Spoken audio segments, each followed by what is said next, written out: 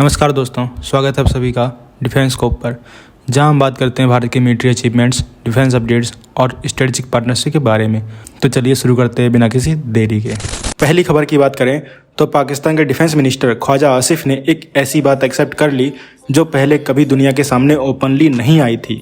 Sky news की anchor याल्दा हकीम के साथ एक वायरल इंटरव्यू के दौरान जब पाकिस्तान के टेररिस्ट ग्रुप के साथ रिलेशन पर सवाल पूछा गया तो ख्वाजा आसिफ ने सीधे जवाब दिया कि हमने यूएस के लिए 3 दशक तक ये गंदा काम किया है और वेस्ट के लिए भी, इंक्लूडिंग ब्रिटेन।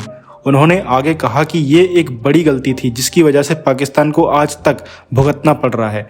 आसिफ का कहना था कि अगर पाकिस्तान ने सोवियत यूनियन के खिलाफ वॉर और बाद में 9/11 के बाद वाली वॉर में हिस्सा नहीं लिया होता तो पाकिस्तान का ट्रैक रिकॉर्ड आज बिल्कुल क्लीन होता। इसी इंटरव्यू में डिफेंस मिनिस्टर ने इंडिया के साथ एक फुल स्केल कॉन्फ्लिक्ट के पॉसिबिलिटी को लेकर भी चिंता व्यक्त की। पहलगाम अटैक के बाद जिसमें 26 से 28 लोग की जान चली गई, जिसके बाद इंडियन गवर्नमेंट ने कुछ बड़े डिप्लोमेटिक स्टेप्स उठाए। इंटीग्रेटेड चेक पोस्ट अटारी को बंद कर दिया गया, पाकिस्तानी नेशनल्स के शॉर्ट विजिट एंट्री कैंसिल कर दिए गए और दोनों कंट्रीज के हाई कमीशन में डिप्लोमेटिक स्टाफ का नंबर कम कर दिया गया। इसके अलावा 1960 से चल रही इंडस वाटर ट्रीटी को भी सस्पेंड कर दिया गया है। पीएम मोदी ने अपने स्पीच में ये कहा कि अटैकर्स और उनके सपोर्टर्स दोनों को सख्त से सख्त सजा मिलेगी। उन्होंने ये भी कहा कि 140 करोड़ भारतीयों की एकजुट इच्छा शक्ति के सामने टेररिज्म का कोई फ्यूचर नहीं बचेगा और इंडिया आतंक के बचे कुचे ठिकानों का भी सफाया करेगा। तो आपकी क्या राय है इस विषय के बारे में? और अब तो पाकिस्तान ने भी कंफर्म कर दिया है कि वो टेररिज्म का साथ देते हैं, टेररिस्ट का साथ देते हैं। तो अपनी राय कमेंट सेक्शन में जरूर बताइए। That Pakistan has had a long history of backing and supporting and training and funding these terrorist organizations.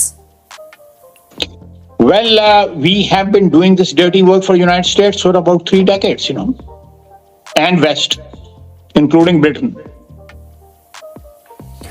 So that's your argument that even though that was a mistake, and we suffered for that, and that is why you are saying this to me. If we had not joined the war against Soviet Union and later on the war after 9/11. This Pakistan's track record, was not, unimpeachable track record. Defense Minister, I just want to get back to. अगली खबर की बात करें तो India अपनी naval capabilities को एक नए लेवल पर ले जाने की तैयारी में है।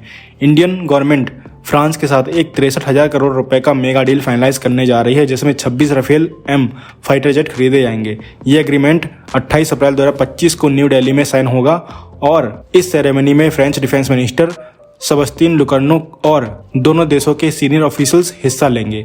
ये इंडिया का अब तक का सबसे बड़ा डिफेंस डील होगा जो इंडिया फ्रांस के बीच स्ट्रेटेजिक पार्टनरशिप को और मजबूत करेगा। सीसीएस, जिसका नेतृत्व पीएम मोदी ने किया, जिसने 9 अप्रैल 2025 को इस डील को अप्रूव किया था। इस डील के तहत 22 सिंगल सीटर और 4 twin seater Rafale M jets मिलेंगे जो डसॉल्ट एविएशन द्वारा बनाए गए हैं। ये स्पेशली कैरियर बेस्ड ऑपरेशंस के लिए डिजाइन किए गए हैं और आईएनएस विक्रांत जैसे इंडिजिनस एयरक्राफ्ट कैरियर पर डिप्लॉय किए जाएंगे, जिससे इंडियन नेवी के एग्जिस्टिंग मिग 29 के फ्लीट को सपोर्ट मिलेगा। राफेल एम जेट्स के फीचर जैसे reinforced landing gear, arrester hooks और फोल्डेबल विंग्स इंश्योर करते हैं कि ये जेट्स एयरक्राफ्ट कैरियर से short take off but arrested recovery operations कर सकेंगे। ये jets advance long range precision strike missile जैसे स्कैल्प ईजी से लैस रहेंगे और फ्यूचर में इंडियन मेड मिसाइल जैसे अस्त्र और ब्रह्मोस एनजी का भी इंटीग्रेशन प्लान किया गया है। डील में सिर्फ जेट्स नहीं बल्कि weapon system, simulators, spares, training, logistic support और भी कुछ इंडिजिनस मैन्युफैक्चरिंग भी इंक्लूडेड है जो मेक इन इंडिया इनिशिएटिव को बूस्ट करेगा। इस एक्विजिशन के बाद इंडिया के पास टोटल 62 राफेल जेट्स हो जाएंगे, क्योंकि Indian air force already 36 Rafale operate कर रही है अंबाला और हासीमारा बेसिस में। एयरफोर्स और नेवी के राफेल जेट्स के बीच कॉमनली होने की वजह से ट्रेनिंग और मेंटेनेंस का कॉस्ट भी कम होगा। डील साइन होने के बाद डिलीवरीज अगले 5 साल के अंदर शुरू होंगी और 2030-31 तक कंप्लीट हो जाएंगी। अगली खबर की बात करें तो डीआरडीएल ने हाइपरसोनिक वेपन टेक्नोलॉजी के फील्ड में एक बड़ा माइलस्टोन अचीव किया है। डीआरडीएल ने 25 अप्रैल 2025 को हैदराबाद के नए बनाए गए state of the art scramjet connect test facility में active cooled scramjet sub scale combustor का ग्राउंड टेस्टिंग सक्सेसफुली कंप्लीट किया, वो भी 1000 सेकंड से ज्यादा के लिए। ये टेस्ट जनवरी 2025 में किए गए 120 सेकंड के अर्लीस्ट टेस्ट का कंटिन्यू कंटिन्यूएशन था।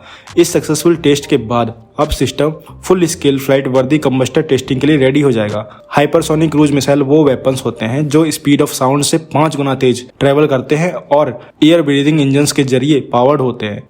इस टेस्ट से स्क्रैमजेट कंबस्टर का डिजाइन वैलिडेट हुआ है और साथ ही नए टेस्ट फैसिलिटी का भी सक्सेस कंफर्म हुआ है। डीआरडीओ लैब्स, इंडस्ट्री पार्टनर्स और एकेडमिया का ये जॉइंट एफर्ट था जो अब इंडिया के hypersonic cruise missile development programme के लिए एक स्ट्रॉन्ग फाउंडेशन बन गया है। डिफेंस मिनिस्टर राजनाथ सिंह ने डीआरडीओ और सारे स्टेक होल्डर्स को इस जबरदस्त सक्सेस के लिए बधाई दी और इसे इंडिया के क्रिटिकल हाइपरसोनिक टेक्नोलॉजीज में आत्मनिर्भरता के प्रति गवर्नमेंट के स्ट्रॉन्ग कमिटमेंट का प्रूफ बताया है।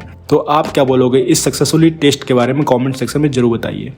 अगली खबर की बात करें तो एडीए ने एलसीए तेजस MK2 प्रोग्राम में एक इम्पोर्टेंट कदम उठाया है। एडीए ने एलसीए तेजस MK2 के इंटीग्रेटेड फ्लाइट कंट्रोल सिस्टम को टेस्ट और सिमुलेट करने के लिए एक आयरन बर्ड फैसिलिटी बनाने के लिए टेंडर इशू किया है। Iron bird facility ground based test bed होगी जिसमें एयरक्राफ्ट के सब सिस्टम को सिमुलेट करके real world flight conditions recreate किया जाएगा। ये फैसिलिटी एयरक्राफ्ट के सब सिस्टम जैसे एयरक्राफ्ट हाइड्रोलिक सिस्टम्स को भी टेस्ट करेगी जो flight control surfaces, landing gear और दूसरे क्रिटिकल मैकेनिज्म के लिए बहुत जरूरी है। एडीए ने हाइड्रोलिक पंप्स के लिए variable speed AC induction electric Motors का यूज प्रपोज किया है जो हाई पावर आउटपुट और प्रिसाइज कंट्रोल के लिए आइडियल है। ये मोटर्स एक परमानेंट बिल्डिंग में हाउस्ड रहेंगे कंट्रोल एनवायरनमेंट्स के अंदर जिससे डेवलपमेंट एक्टिविटीज़ में कोई डिसरप्शन ना आए। इस इनिशिएटिव के थ्रू एडीए नए टेक्नोलॉजीज का यूज करके एलसीए तेजस MK2 डेवलपमेंट को और एफिशिएंट और एक्यूरेट बनाने की कोशिश कर रहे हैं। एलसीए तेजस MK2 जो तेजस का एडवांस वर्जन है उसमें अपग्रेडेड एवियोनिक्स, बेटर एरोडायनेमिक्स और एनहांस्ड कॉम्बैट कैपेबिलिटीज होंगे जो इसे इंडिया के इंडिजिनस डिफेंस इकोसिस्टम का एक स्ट्रॉन्ग पिलर बनाएंगे। तो क्या बोलेंगे आप इस आयरन बर्ड फैसिलिटी के बारे में कमेंट सेक्शन में जरूर बताइए। अगली खबर की बात करें तो डीआरडीओ के CBRDE ने जिनोवस प्राइवेट लिमिटेड के साथ पार्टनरशिप की तरफ कदम बढ़ाया है ताकि इंडियन आर्मी के FRCB रंजीत प्रोजेक्ट के लिए ऑटो लोडर्स डेवलप किए जा सके। ये कोलैबोरेशन जनवरी 2025 में CBRDE के द्वारा इशू किए गए RFP का आउटकम है। FRCB रंजीत प्रोजेक्ट महाराजा रंजीत सिंह के नाम पर रखा गया है जो आर्मी के पुराने T-72 टैंक्स को रिप्लेस करेगा एक मॉडर्न इंडिजिनस प्लेटफॉर्म से जो फ्यूचर वॉरफेयर के लिए डिजाइन किया गया है। FRCB में AI driven systems, network centric warfare capabilities और मॉड्यूलर आर्मर जैसे एडवांस टेक्नोलॉजीज यूज होंगी जो सुपीरियर फायर पावर, मोबिलिटी और सर्वाइवेबिलिटी इंश्योर करेंगी। प्रोजेक्ट का एम 2030 तक 1717 व्हीकल्स इंडक्ट करना है 3 फेजेस में जिसमें हर फेज में नए टेक्नोलॉजिकल अपग्रेड्स होंगे।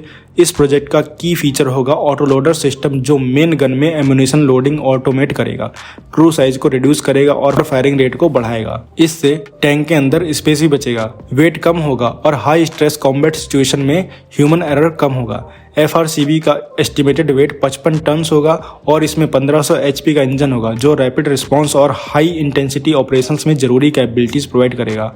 साथ ही ऑटो लोडर्स के इंटीग्रेशन से क्रू सेफ्टी भी बढ़ेगी, स्पेशली ड्रोन और एडवांस एंटी टैंक थ्रेट्स के कॉन्टेक्स्ट में जैसे रसिया यूक्रेन वॉर में देखा गया था। CBRDE का फोकस मॉड्यूलर आर्मर और टॉप अटैक काउंटर मेजर्स जैसे अपडेटेड डिजाइन पैरामीटर्स पर भी है जो FRCB को डेजर्ट से लेकर हाई एल्टीट्यूड टेरेन तक इजीली ऑपरेट करने लायक बनाएगा। क्या बोलेंगे इस खबर के बारे में कमेंट सेक्शन जरूर बताइए। तो दोस्तों ये थी आज की डिटेल्ड अपडेट्स हमारे भारत के डिफेंस और इंटरनेशनल स्ट्रेटजीज के बारे में। अगर आपको ये वीडियो इन्फॉर्मेटिव लगा हो तो लाइक करें, शेयर करें और चैनल को सब्सक्राइब करना ना भूलें। आपका सपोर्ट हमें और बेहतर कंटेंट बनाने के लिए मोटिवेट करता है। मिलते हैं नेक्स्ट वीडियो में। थैंक्स फॉर वॉचिंग एंड जय हिंद, जय भारत।